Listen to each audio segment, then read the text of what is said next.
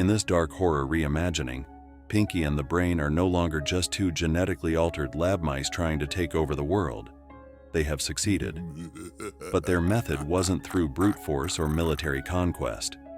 Instead, they manipulated the very foundation of society, the medical industry.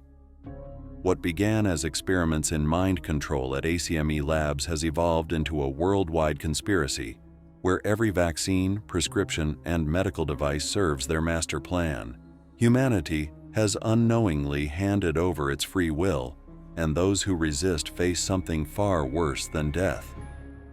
Brain, after decades of failed world domination attempts, realizes that the most efficient way to control the human race isn't through politics or warfare, it's through their health. With Pinky as his unwitting assistant, Brain engineers a miracle drug that promises to enhance intelligence, eradicate disease, and extend life indefinitely. Under the guise of a revolutionary new biotech company, Brain Industries, he releases it into the world. Governments, desperate for solutions to pandemics and rising healthcare crises, adopt the treatment as mandatory. At first, it seems like the greatest scientific breakthrough in history. But soon, the effects become clear. The drug doesn't just cure, it rewires the brain, stripping away independent thought. People begin to move, speak, and act in eerily synchronized patterns, following unseen commands.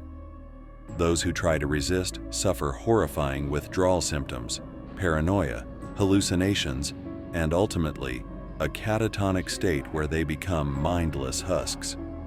Pinky, though loyal, starts noticing disturbing changes. He watches humans walking the streets with hollow, lifeless eyes.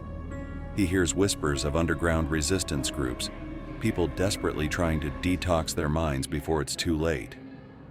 And most disturbingly, he realizes that Brain's control isn't just physical, it's spiritual, as if something darker lurks behind his newfound power. Brain expands his empire, taking over hospitals, pharmaceutical companies, and research labs. Those who enter hospitals seeking help are subtly reprogrammed before being released back into society.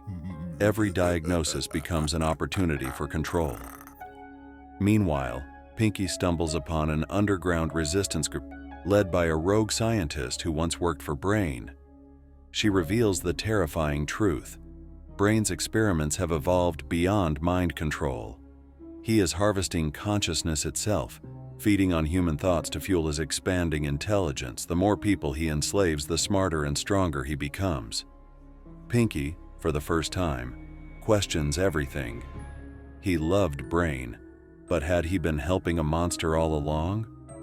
The Resistance plans to infiltrate Brain's main research facility, where they believe a cure may exist. But before they can act, they are discovered. One by one, they are captured and dragged into the sterile, fluorescent hell of Brain's laboratories where experiments are performed with chilling precision. Pinky is spared for now, but only because Brain has something special planned for him. Brain reveals his ultimate goal, a world where individuality is extinct. No more war, no more suffering, no more rebellion. A single unified mind, his mind, guiding the planet toward ultimate perfection. And to solidify his dominion, he needs only one final test subject: Pinky. But Pinky, despite his foolishness, has something Brain lacks: a soul untouched by ambition.